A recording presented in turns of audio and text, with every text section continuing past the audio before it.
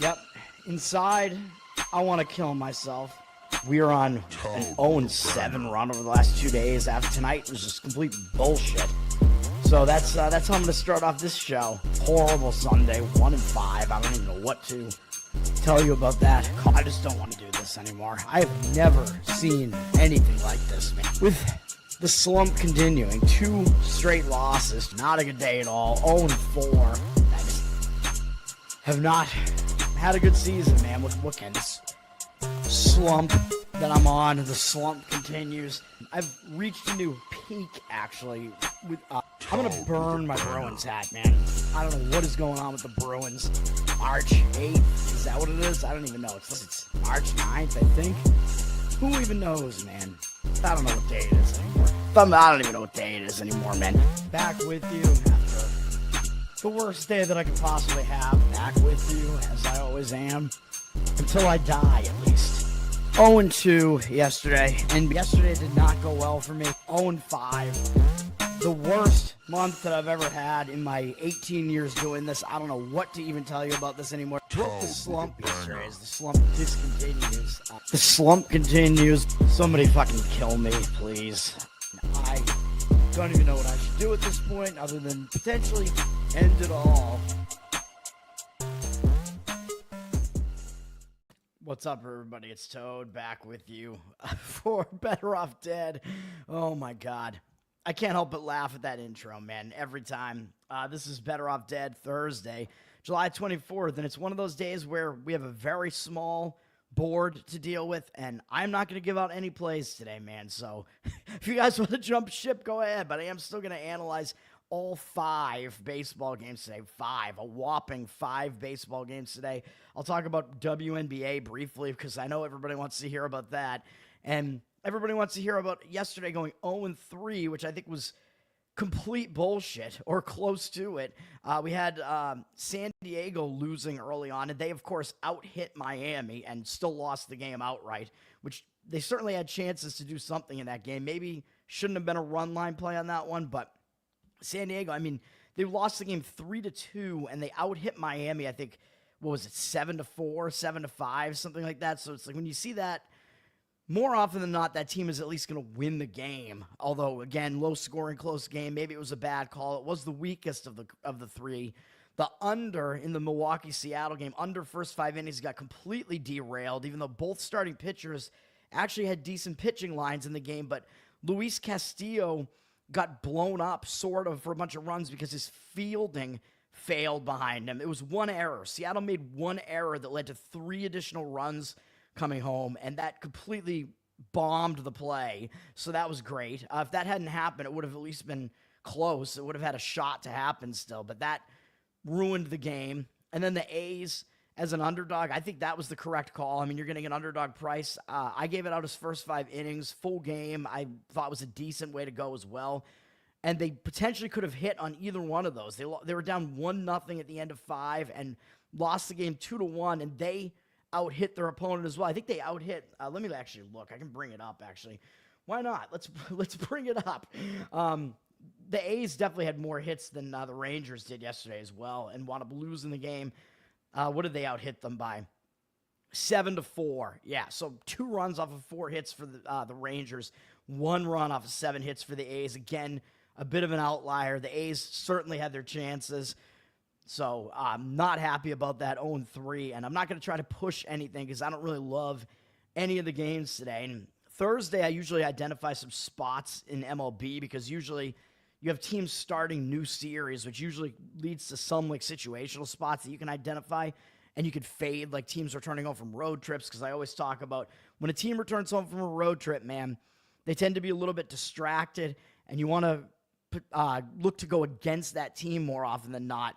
But in this case, every pitching matchup in every one of those games today, I think there are 3 of those situations today, and every one, the pitching matchup, I think, lines up against the team that I would want to play on, so like the pitching matchup is better for the team that is returning home from the road trip. So I'm just not going to do anything today, but we will talk about these games here. We'll go to WNBA first. WNBA, we have 3 games today. We have Phoenix.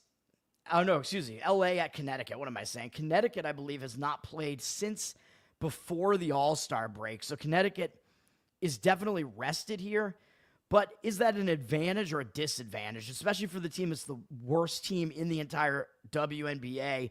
Connecticut, the last time they played was before the All-Star break in Boston, actually, at TD Garden against the Indiana Fever.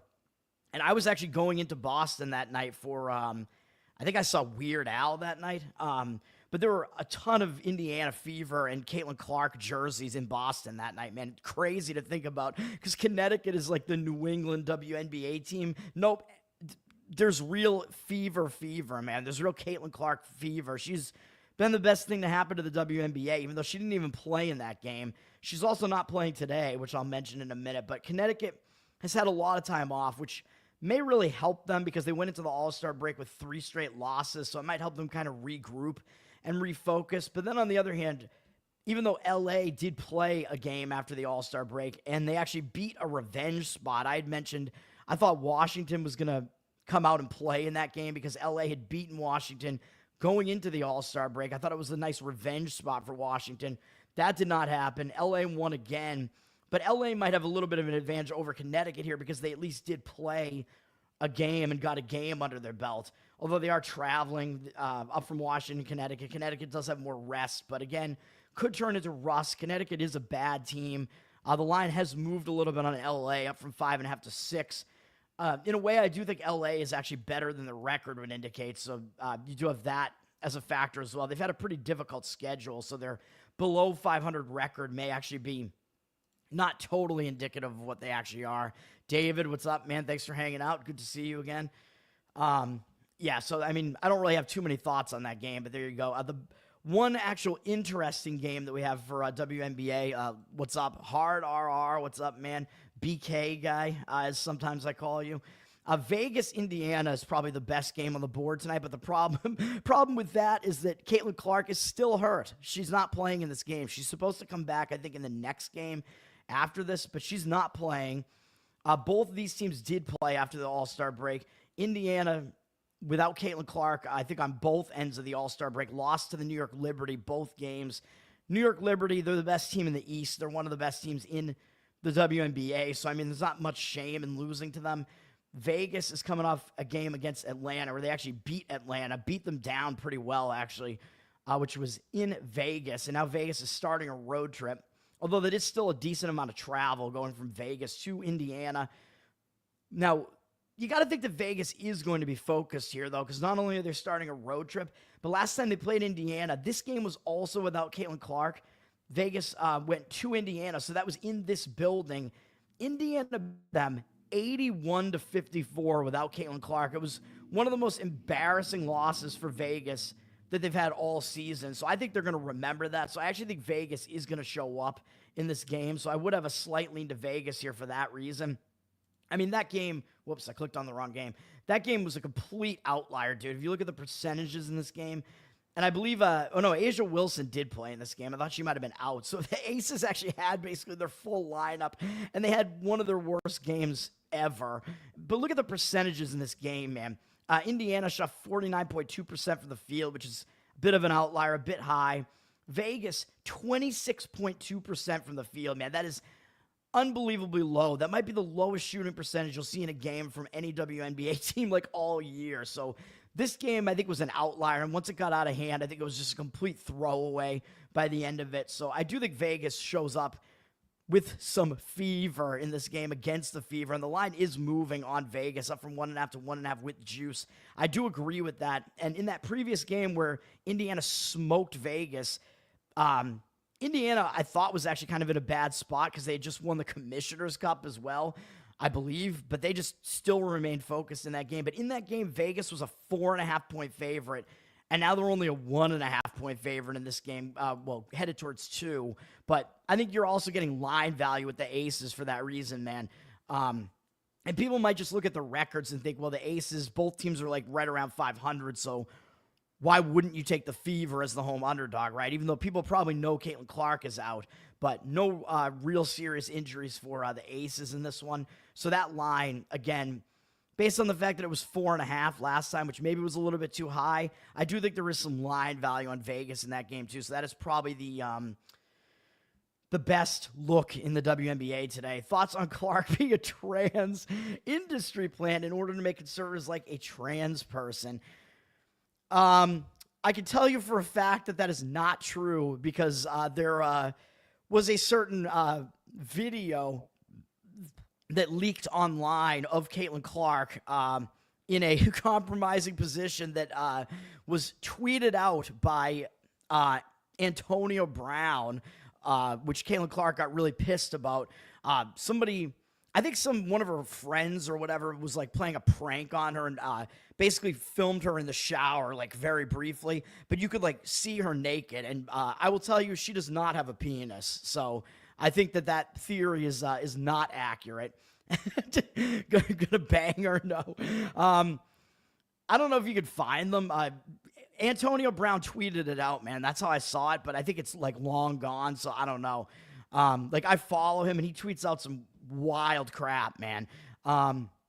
We'd rather have Sophie Cunningham images, man. She is hotter than Caitlin Clark, but no, Caitlin Clark is not a man. Yes, I think Caitlin Clark did block him because of that. Hopefully she doesn't block me for just talking about this. I actually like Caitlin Clark. Again, I mean, I don't believe in that theory there. I mean, I think I don't think it's like totally staged or anything like that. I think that there is some real like race shit going on in the WNBA. I don't know if it's revenge porn. I have no idea because I'm pretty sure it was like a female roommate or friend of hers that did that. And I don't know why they wound up posting it online or whatever. I have no idea. I don't know. I don't know what's steel toe. I don't even know. I'm not familiar with the lingo here. And then we have Seattle against Chicago. We got, a WNBA 2K25 cover athlete Angel Reese playing here for Chicago. Very bad Chicago team. Seattle is a favorite on the road in this game. Chicago has lost 3 games in a row and lost them all pretty badly and lost really embarrassingly against Atlanta a couple of games ago. And then they got blown out by Minnesota as well. But Minnesota is probably the best team in the WNBA. So maybe not much shame in that. Both of these teams did play already out of the All-Star break.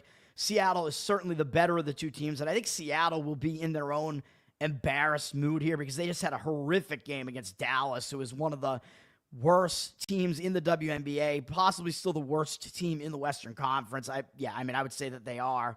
So that's a pretty embarrassing loss for Seattle. So I think Seattle is in a bounce-back spot here, and it'll help them just get out of there, go on the road, focus on basketball, start a road trip. So I don't think Seattle is in a bad spot at all here, but they are up from 6 to 9.5. So that is a significant line move. So you're probably not getting a whole lot of value on the number on Seattle anymore. And some of it is injury issues. I mean, you can see this. The injury report for the Sky is ridiculous. Of course, we already knew Vandersloot has been out for the season for a while, so that's not factoring into the line move here. I mean, it would factor into what the line was initially, but it looks like Angel Reese, speaking of the devil, it looks like she's game time decision, so she might actually not play. So Chicago has a lot of injuries that they're dealing with here, although on the Storm side, Diggins is a game time decision as well. But to me, that line move seems to kind of be indicating that maybe Reese is not going to play in this game. So something to keep an eye on there, but I would probably not touch that game or most of the WNBA athletes. I don't think I would touch those with a 10-foot pole. Andrew, I don't know if I got to your comment or not. I was going through them really fast. What's up, man? Thanks for hanging out, everybody. I have no desire to bang Caitlin Clark, though, no. And she's way taller than me, which kind of, I don't know, weirds me out a little bit. Let's go to Major League Baseball here. We only have 5 games today.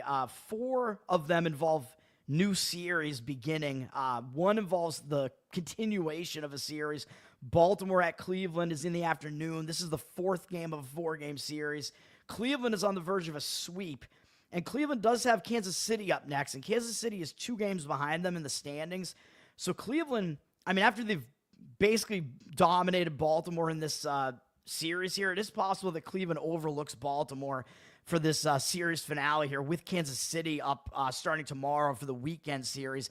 That's a much bigger series for Cleveland. And Cleveland, I'm still not buying what they're doing, man. I ain't buying what they're selling. That's a nice Steel Panther song there. Actually, a pretty libertarian song. You can go check that song out. I ain't buying what you're selling. Cleveland, they're still not a good offense at all, man. I haven't brought up the MLB statistics this time because I'm going to try to go through this fast, but I don't buy Cleveland, really. They're not a good offense. Neither team used a lot of their bullpens yesterday. Cleveland used, I think, a little bit more of their bullpen yesterday to kind of finish the game off there, although Baltimore in general does have the worst of the two bullpens. Baltimore is going to have our buddy Charlie Morton on the mound today, the guy that let me down last time out after he seemed like he had completely turned his season around. He had a bad start last time out for once. He's got bad numbers on the season, 5.58 ERA, 1.56 whip. Obviously, that's pretty horrific. 6.81 road ERA. None of that is good, obviously. But again, I've talked about this every time we have a Morton game. I have to talk about this, man, because Baltimore had lost the first 12 games he appeared in, and he was doing so poorly, they moved him to the bullpen. He seemed like he kind of got his shit together, and they put him back in the starting rotation. And he was actually really good after resuming his role in the starting rotation. Baltimore started winning virtually every game, and they still, at this point, only lost 2 games that he started since returning from the bullpen. He's allowed more than 3 earned runs now only twice. One was a game at the A's stadium, which I think you can give him a pass on that because that's a really hard stadium for pitchers to pitch in. It's a very home run conducive ballpark. But the same thing could be said about Tampa, which is where he had his most recent start that wasn't good. That is a very hitter-friendly park as well, Steinbrenner Field. It's a spring training stadium. So he struggled in that game for sure. He did give up some home runs. My issue with Morton in his current form, though, I think he's a little bit out of form now because he's walked 6 guys over the last 2 starts while striking out 8. So I don't like that ratio. So I worry about Morton now. He's not a guy that I'd want to back now after that, even though I could see reasons, again, why you'd give him a pass for pitching poorly in those 2 very hitter-friendly stadiums. And he is stepping back down in class to face Cleveland.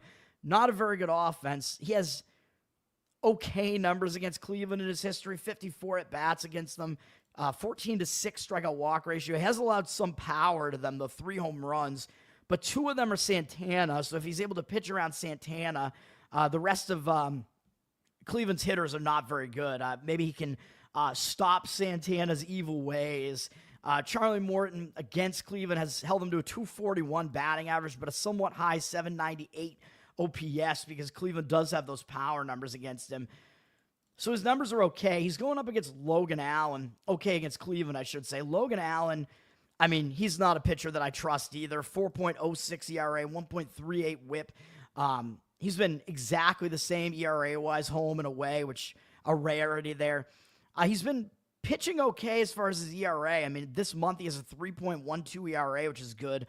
14-5 strikeout walk ratio, mediocre. I mean, he's a mediocre pitcher, man. I mean, his whip is certainly a lot higher than I would like to see, indicating that his ERA should probably be worse. But he's a guy that kind of gets you, around a little bit over 5 innings every start. He'll allow, 3 runs basically pretty much every time he's out there. So at least he is consistent. You kind of know what you're going to get out of him. He's not going to be great. He's not going to be completely awful.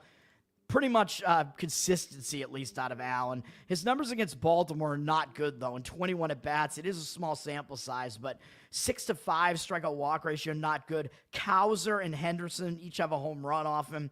He's allowed a 333 average and 1,176 OPS to them. So all that being said, I actually kind of lean to Baltimore in this game, man, because I think it's a look-ahead spot for Cleveland. I don't exactly trust Baltimore's bullpen, though, so I could see an argument for Baltimore in the first 5 innings as well. I just don't know if you could really put your faith in Charlie Morton right now either, though, man. Cleveland's sitting at a slight home favorite, down from -122 to -121. 59% of tickets, but 64% of the cash on Cleveland. Again, I don't really agree. If that's where the cash is lining up on Cleveland right now, I don't really agree with that. And I think Cleveland might be attracting public action in this game because they are the team with the better record. And I think Cleveland is a lot worse than their record actually would indicate that they are. So that's another reason to kind of lean towards Baltimore in that game. Mersch and Royce. Oh, steel toe is? All right, yeah. Mersch and Royce, man, I mean, I don't know. Like, Mersch, I think he's got to get his act together, man. He just has these weird, like, schizo episodes because, I mean, I do kind of like those guys. I really like Royce. Royce is awesome. Mersch, I think needs to, again, I think he needs to get his shit together, man. He might need some help. Would you rather look dead fat, 500 pounds, or dead gay, like a twink, basically? Fat, because you can fix that, right? If you're fat, at least you can do something about that and lose the fat. So I think I would go with fat. And at least you can still be manly that way. Although you're probably more likely to die if you look like that. Scott, what's up, man? That is correct. He fell for a copy pasta. Yeah, he gets pretty... I think he has kind of a loose Twitter trigger finger, I guess. Toronto at Detroit. This game... looking at this game, I would want to fade both teams in this game, man. Like, I don't think either team is in a good spot here. Now, Detroit is returning home from a road trip. And, as I said at the top of the show, when you have a team returning home from a road trip, I look to fade that team because when they're returning home from the road trip, I think they can kind of get a little bit distracted because they've been away from home. They got to get back to family life. Now, I know they weren't away for that long, though. They're not traveling that far, so they're just going from Pittsburgh back to Detroit. But even so, it is still a return home spot. And I think the public's tendency here is going to say, well, Detroit's back at home. They are definitely really good at home. They have one of the best records in baseball still, so we have to go with Detroit, right? Like, now that they're back at home, they're going to bounce back. I think that's going to be the public sentiment, but I'm not so sure about that, man. Detroit has been playing really bad baseball for a while, even back when they were at home. Although maybe when they return home, they might remember that and be a little bit angry and want to kind of redeem themselves for that. But they've lost, 9 of their last 10 games now, including getting swept by Pittsburgh on that recent road trip. Yeah, so in a way, yes, they're going to be angry and want to bounce back, but in a return home spot like this, I don't really want to deal with them. And I don't really want Toronto either because Toronto's coming off beating the Yankees again in another series. They just took 2 out of 3 from the Yankees, and they're now 6 for 7 against the Yankees. Now, they're starting a road trip with momentum, so in a way, it is a little bit of a better spot for Toronto. When you start a road trip, usually you are focused, and yes, they should still be focused because, they're playing one of the other teams along with them that has a really good record. So I don't think Toronto's going to overlook Detroit, but even so, that Yankee series was a huge series for Toronto, man. So I think it's a bad spot for both teams. I don't think either team really used a lot of their bullpen yesterday. Toronto, I would give the edge a little bit on the bullpen side. Toronto has the somewhat better bullpen. Detroit, though, very good at home. If we look at their records here, the Jays are actually really bad on the road. They're below 500 on the road, and Detroit still quite good at home despite their recent struggles, 32-18 at home. And I kind of like the starting pitching matchup better for Detroit as well. Eric Lauer is pitching for Toronto. I like the starting pitching matchup better for Detroit. I don't know if I just misspoke or not. But Eric Lauer for Toronto, he's been good this season, man. 2.8 ERA, 0.97 whip. Better than what you would think he would be because he hasn't been this good really throughout his career. He's been a little bit worse on the road with a 3 ERA, although still quite good. And he's been in really good form recently, man. This month, 20-2 strikeout walk ratio this month, 3.38 ERA. He did have one start where he kind of inexplicably only went 4 innings against the White Sox, and I believe that was a game I gave out the under on the show. And it did hit, but I don't know if that game had a rain delay in it or what that was because Lauer was pitching fine. They wouldn't have taken him out that early in that game, I wouldn't think so. I don't know what the deal was with that, but he's been good this month. He's allowed exactly 2 runs in each start, has had great command this month. Has only allowed 9 hits in 16 innings. Maybe take it with a little bit of grain of salt because it was against San Francisco, the White Sox, and Anaheim, and those are not terrific offenses, but Toronto's also been winning behind him. They've won 7 of his last 8 starts, so definitely, they have been winning behind him. And actually, they've won 10 of his last 12 starts, I believe. So he is pitching well. But up against Detroit, he's actually struggled. In 34 at-bats, he has a good 12-2 strikeout walk ratio, but he's allowed a lot of hits to Detroit. 382 batting average, 1,064 OPS. That's not good. Baez and Torkelson each have home runs. So again, if you want to look for player prop potential, go with hits plus runs plus RBIs. Maybe those 2 guys are worth a look. So Lauer has had his struggles against Detroit. Detroit has Reese Olson pitching. He's been good this year as well. 2.71 ERA, 1.19 whip. He's better at home this year. 2.3 ERA. We don't have a huge sample size for him yet because he's been injured. So he did come back from injury after he missed about a month and a half. He's back, and he's actually been pretty good since he's come back. 1.88 ERA in 3 starts. 10-4 strikeout walk ratio, a little bit questionable, just not really a high strikeout rate. But Olson is a pretty successful pitcher overall, man. He's been successful in past seasons as well. He's not quite going deep into these games yet, though, only going 5 innings each of the last 2 outings. But he's only allowed 2 or fewer earned runs in his last 4 outings, so that's a good sign. And that includes one against Toronto where he shut them out for 6 innings and only allowed 1 hit, 6 strikeouts and 1 walk, and that was before he got injured. So he did pitch well against Toronto, and I believe he does have a good history against Toronto, including that start. Yeah, he's dominated Toronto in 36 at-bats. They only have 3 hits off him, no extra base hits, 8 strikeouts, 3 walks. That's an .083 batting average and .237 OPS against Olson. So Olson has absolutely dominated. And let me just look to see if Lauer pitched against Detroit. He did back on May 17th. He only went 3 innings in that game. So I don't know what the deal was with that either. If he came out of the bullpen or just did like an opener type of thing. Lauer wasn't really getting like a full starter's workload until they ramped him up more recently. So Lauer overall, the matchup numbers point towards Reese Olson having a pretty significant starting pitching edge, man, just based on how they match up against the hitters. Reese Olson, his numbers are so dominant against Toronto that I think you might want to look somehow to play against Toronto. But, I mean, Detroit, the money's coming in against Detroit. They're down from -132 to -122. 57% of tickets, 87% of the cash on Toronto. So the money is indicating on Toronto in this game, and I can see the reasoning behind that. Again, Detroit is returning home from a road trip. Baseball is streaky, and Detroit has been really, really bad recently. So I could see that reasoning behind it, and Toronto is certainly hot. But does that mean that Toronto, at some point, Toronto's going to be overvalued in the market? But maybe they're not overvalued here. I mean, they are an underdog up against Detroit here, although I still think Detroit is better than Toronto is. I think Toronto's record might be a little bit more misleading than Detroit's is. Detroit probably is around as good as they look at this point, but Toronto, probably their record makes them look a little bit better than they actually are.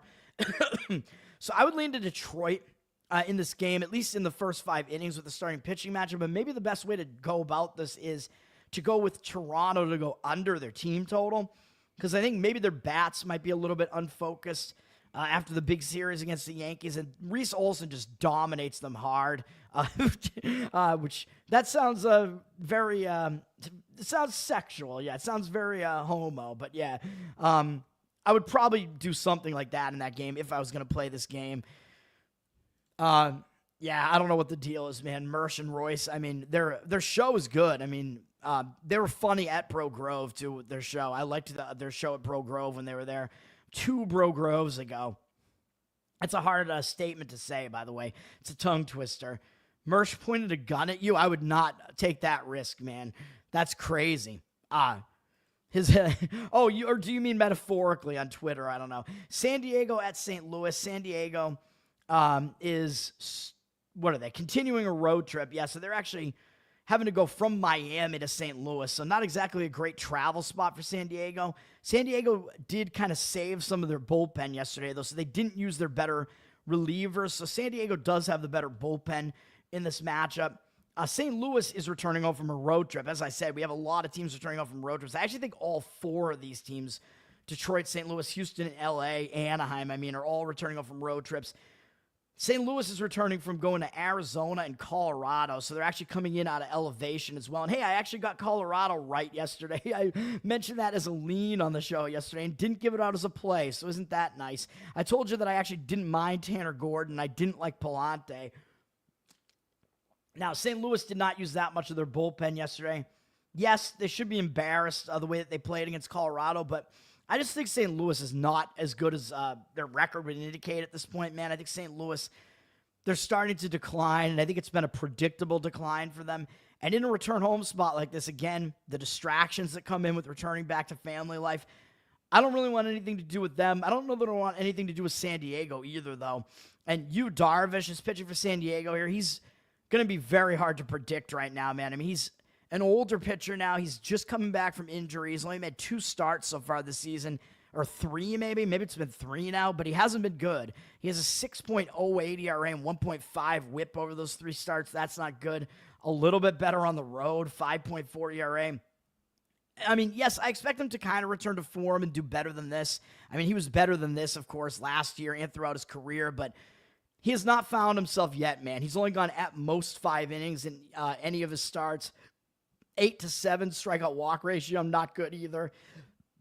I mean, he's been wild. He's walked too many guys. He's allowed a lot of runs so far, even though he hasn't even allowed any home runs yet. So he's not really in good form right now, man. So I would not really be ready to trust Yu Darvish yet. He hasn't been good against St. Louis either. In 66 career at-bats, 15 to 3 strikeout walk ratio is good, but he's allowed 4 homers to them, although 3 of them are Arenado. So if he can pitch around him, that might help him out a little bit. But Arenado's 9 for 23 with 3 homers off him. Darvish has allowed a 303 average and 864 OPS to St. Louis, so not very good numbers. And he's going to be up against Sonny Gray, who, as far as right now, I mean, you got to favor Sonny Gray in the starting pitching matchup, even though his ERA is now up to 4.04, but he is still a good pitcher, man. He's got a 1.15 whip, which is pretty solid. He's been really good at home, far better at home. His home ERA is 3 runs better than it is on the road, 2.84 home ERA. He's coming off a terrible start, but of course it was on the road because he is really bad on the road for the most part. He got blasted by Arizona in that game on the road.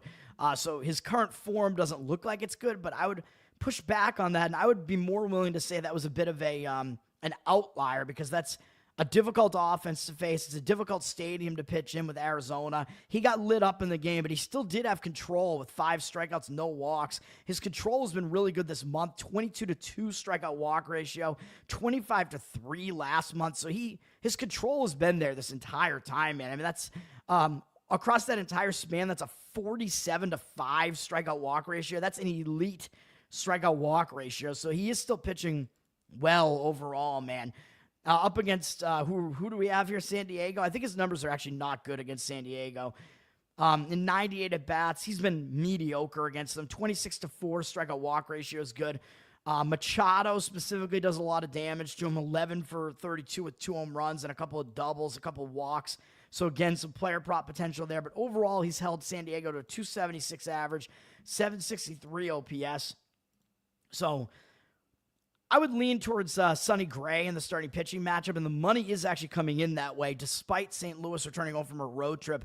I think that would probably be the way to lean here. They're up from minus 130 to minus 143, 63% of tickets, 79% of the cash. So the money is actually coming in at St. Louis. If I was going to do that, I would probably limit it to first 5 innings, although you might have to pay more for that, because I think St. Louis, their edge is with the starting pitching matchup, and once it gets into the bullpens, I don't see as much of an edge there because San Diego does have the better bullpen. So that's the way I look at that game. A's are at Houston. Houston's returning home from a road trip, and they had a pretty good road trip, even though they lost the first 2 games in Seattle. They then proceeded to win the remaining 4 games of the road trip, sweeping Arizona, which is not easy to do. And I mentioned the last 2 of those games, man. I actually liked Houston in those last 2 games, and the market was completely opposing me. Like, the professionals did not agree with Houston in either of those games. And I told you I actually leaned to Houston. Didn't give it out as a play, though, because I don't like fading strong market reads like that. But Houston got it done both times, man. So now Houston is returning over from a road trip. They're facing a pretty bad A's team. Houston has some significant padding in their division right now, though they're fighting with, Toronto and Detroit for having the top record in the AL and also fighting for the best record in baseball. But still, I mean, you can't be focused every single game, man. And maybe Houston, this could be an unfocused spot. Again, they're returning home from a road trip. They might be feeling pretty high on themselves after sweeping Arizona. They get this bad A's team. It's the last place team in their division coming in. Might take the A's a little bit lightly, so I don't love the spot for Houston here. Houston does have the significantly better bullpen, though, so that's one advantage Houston has. The A's bullpen is just terrific, even if Houston used a little bit more of their bullpen yesterday, which I don't even think they used a ton of their bullpen yesterday, although they kind of had to use a little bit of it to win those kind of close games against Arizona. I still don't trust the A's bullpen. The A's have Luis Severino pitching.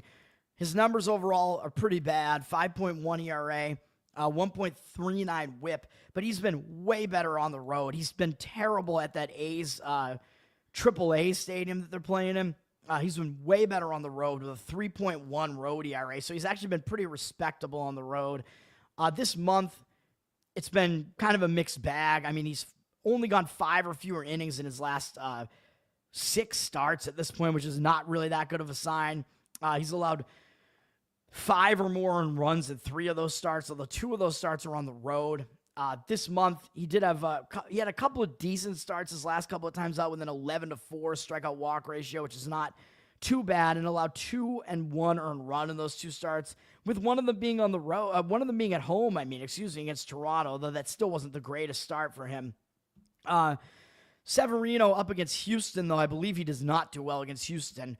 95 career at-bats, 18-5 strikeout walk ratio is good, but Houston's hit him for power. They have 5 home runs off him.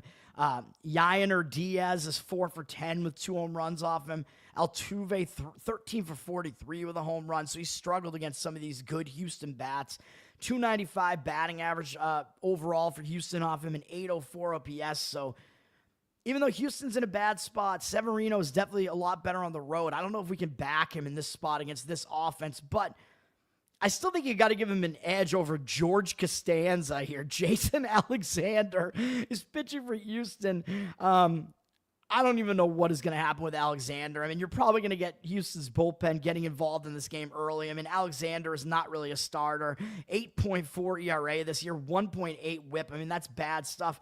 He's actually facing his former team, though, as you can see here. The A's actually traded him I don't even know, about a month ago, maybe less. So he still has the A's hat on in his mug shot here. But the problem with that is because normally I would say, oh, well, when a pitcher gets traded, if they're immediately facing the team that got rid of them, a lot of times they'll get pumped up for playing that team. Well, guess what? His first game after the A's traded him was to play against the A's.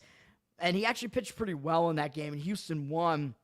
Houston has actually won both of Alexander's games in total blowouts. He actually pitched in the 18-1 win against the Dodgers, but I'm not going to trust Alexander here, man. I mean, his strikeout walk numbers are really, really bad across those 2 starts. He's only got 9 innings, and yes, I know he's only allowed 2 runs with Houston so far and only 5 hits, so those numbers aren't bad. But 6 strikeouts compared to 5 walks, that's not going to get the job done, man. So I'm not ready to trust Alexander here, although I believe he actually does have good numbers against the A's. Let me see. In limited playing time, 19 at-bats. They only have 3 hits off him. But again, his strikeout walk ratio isn't good. 2 strikeouts, 3 walks, 158 average, allowed 483 OPS allowed. So Alexander does actually have good matchup numbers, but I don't know if you can trust the Astros at all here, man. The money is fading the Astros, and I do agree with that.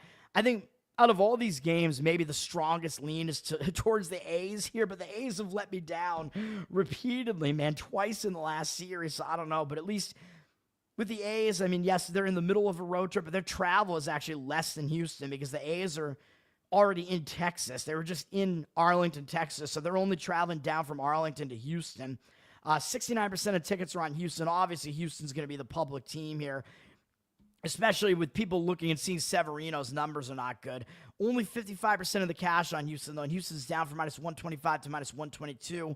So I would maybe take a shot with the A's in the first 5 innings is probably the way that I would lean in this game. Fading the spot for Houston. Avoid the A's bullpen because their bullpen's bad. But if Houston's bullpen is going to be in there by like the 3rd, 4th, or 4th inning maybe in this game, which I don't know if that's going to be the case because Alexander did inexplicably pitch 6 innings the last time out against the A's. So maybe they'll extend him and let him go. I have no idea. But once it gets to the bullpens, you probably can't trust the A's anymore. So first 5 inning A's might be the way to look there, but I don't even think I can trust Severino. So that'll be a pass. And then Seattle and Anaheim is the last game up. Anaheim is returning home from a road trip as well, and they're returning home from the East Coast, so they actually probably have the worst return home spot out of any of these teams. There's no team returning home from a really long road trip because, again, the All-Star break was before this, so Angels are only returning home from a two-series road trip. All the teams returning home are returning home from 2-series road trips. So we have no 3-series road trips, again, because of the All-Star break. Anaheim was just on the East Coast, though. They were in Philadelphia and then the Mets, and those are 2 big series, too, even though they're both interleague series. The fact that now Anaheim has to return cross-country with no time off, that looks like a pretty bad spot to me, man. And Anaheim went with a bullpen game yesterday, but they actually used some long relief, man, for about 6 of those innings. So Anaheim actually kind of saved their bullpen yesterday, but Anaheim's bullpen is terrible anyway. So there are a lot of reasons to still kind of fade Anaheim here. It's a really bad spot for Anaheim. Seattle, they're traveling in. They're starting a road trip, and they just got blasted by Milwaukee. As I mentioned, some of that was fielding mistakes by Seattle, or one fielding mistake, really. So that game yesterday was not really exactly what the final score made it look, because 3 unearned runs were scored by Milwaukee. Milwaukee's been a hot team, and Seattle lost that series to Milwaukee, but I think it might serve Seattle well to just get out of there, man. I mean, Seattle really, really had a bad series. I mean, they only scored 3 runs in the entire series, dude. Seattle did. So I think maybe one of the best things for them is just get the hell out of there, not listen to what the local media is saying, whatever. Just go out on the road, focus on baseball. So I think this is actually a focus spot for Seattle. So I actually like Seattle. Seattle's bullpen is obviously the better one. They didn't use that much of their bullpen.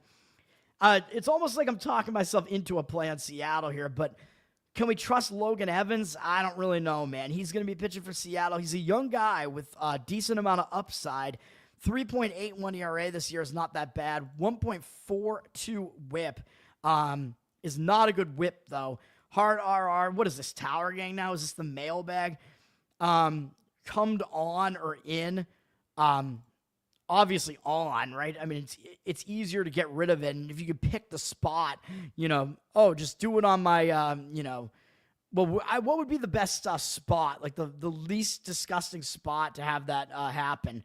I don't know, like your foot or something, because your feet are always constantly stepping on gross things anyway, right? So yeah, just do it on the sole of my foot, man, and then come on my sole, and then I can just clean it off pretty easily. That might be the best answer to that. I don't know. We need Tower Gang back to weigh in on this. But Logan Evans, yeah, his whip scares me, man. But again, he's a young, pretty talented pitcher with some upside here. The other thing that scares me is he's been way better at home in the friendly confines of Seattle. Pretty much all of Seattle's pitchers are. He's been significantly worse on the road with a 5.06 road ERA. This month, his numbers are a little bit iffy, 10-6 strikeout walk ratio. So he actually went down to the minors and came back up. I don't mean he went to Little St. James when he went down to the minors. I mean, he was in the minor leagues. He came back, and he really had one bad start, though, since he's come back against the Yankees, which, again, pitching in the Bronx, that's a difficult thing to do. But over 3 starts here, he's gone fewer than 5 innings in the last 2 of them. Had 5 walks compared to 7 strikeouts in the last 2. So that does worry me that he is walking too many guys. But it was against the Yankees and Houston. I mean, Houston's a pretty good team as well. So what do we want to do here, man? Logan Evans, I mean, overall, I think he is a decent pitcher, though. And Anaheim has never seen him before. So Anaheim, I mean, they're a mediocre offense. So maybe Evans might have a little bit of an extra edge here, man, because Anaheim has never seen him before. So when that's the case, a lot of times these young pitchers that do have talent can pitch okay against those offenses that haven't seen them before, because the hitters have to kind of adapt and figure out what the pitcher's going to throw at them. Yusei Kikuchi is pitching for Anaheim here, and he's got a pretty good ERA, 3.13, although his whip is pretty bad as well, 1.38.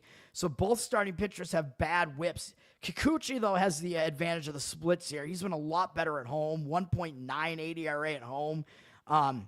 And he's pitching pretty well this month with a 24-8 strikeout walk ratio. So he's been better recently than Logan Evans has been. So at least he does have that going for him. Up against Seattle, Kikuchi has also done well in 93 at-bats. He has a 28-6 strikeout walk ratio against them. Out of the 3 home runs, he's allowed 2 of them are Arozarena, who only has 5 hits and 22 at-bats against him, so he can probably pitch around Arozarena as well. And overall, he's allowed only a 215 average and 585 OPS to Seattle. So I don't know that I'm ready to fade Kikuchi here either, man. And the money is coming in strongly on Anaheim, so I can't play Seattle in this game either, man. The professional money looks like it's very strong, strongly indicating on Anaheim, up from -120 to -140. 51% of the tickets are on Seattle, so Seattle with the better record is the public team. Even though I keep saying, man, that Anaheim, again, I still think that they're a lot worse than their record indicates. They have a really bad run differential. They have a lot more runs allowed than runs scored, so at some point, I think the wheels are going to fall off, but maybe it won't be here, even though I think it's a really bad spot for Anaheim. And if this game is close getting into the bullpens, I think the advantage definitely shifts to Seattle. But with 51% of tickets on Seattle, 82% of the cash is actually on Anaheim, so the money is strongly indicating on Anaheim. So even though I would lean slightly to Seattle full game in that one, I just can't do it, man, based on everything I just went through. So that's going to be it for the breakdown today, or the rundown. Actually, I forgot to bring up the rundown. This has been the rundown, everybody, and I don't have any best bets today, so there you go. This is turning into a crazy, like, if people tune in for sports, like, what is this? It's sports with tower gang questions now. If your dad comes too quick, is it because he got a really, what's a bell end? Like a sensitive tip? I don't know. Wait, why would my mom be dead in this scenario? I don't really understand the question. Or would it mean your mom is a dead, juicy pussy? I don't really understand that, man. I think it could just mean that your dad is, I don't know. Maybe he's just really inexperienced, man. Or maybe he needs to, he needs to jerk off more, basically, right? Because that prevents you from, coming too soon. You know what I mean? You need to be ready at all times. Oh, a really nice pussy? All right. I think it's neither. Like I said, I think it's because your father is just not prepared. That's what I would say. That would be my answer there. That's going to do it for me, man. Thanks, guys, for hanging out. Shorter episode because it is Thursday. It went longer than I actually wanted it to, but I appreciate it, man. Thanks for hanging out. No official plays for me today, but hopefully the analysis might be helpful to give you some info if you are betting on any of these games. Learn to Toad on Twitter is where I'm at. I'm also Learn to Toad on Instagram, where I post just short videos of my actual plays. You can find Bettor Off Dead on YouTube, which most of you guys are commenting on YouTube here, so thanks. Please continue to do that. Watch, comment, reply, like, subscribe. And I am on the audio platforms, which are monetized, and hopefully this channel will become monetized eventually on YouTube. But the audio stuff is monetized, and I hope I get more traction on there too. It's on all the audio platforms, but not getting a lot of hits on the audio. And then we got Covered in Uke is my uke project. That's on YouTube at Covered in Uke. So I do my uke covers there. I'm starting to ramp that page up, and every uke cover that I post on Twitter, I'm also posting there. And I have a Patreon, patreon.com/learntotode, and you can help me out there. I have multiple different levels, and at the higher levels, you get a Spotify uke feed now, and you also will have the ability to request songs from me at the highest level. And I might do more uke Patreon content. I don't know about betting Patreon content.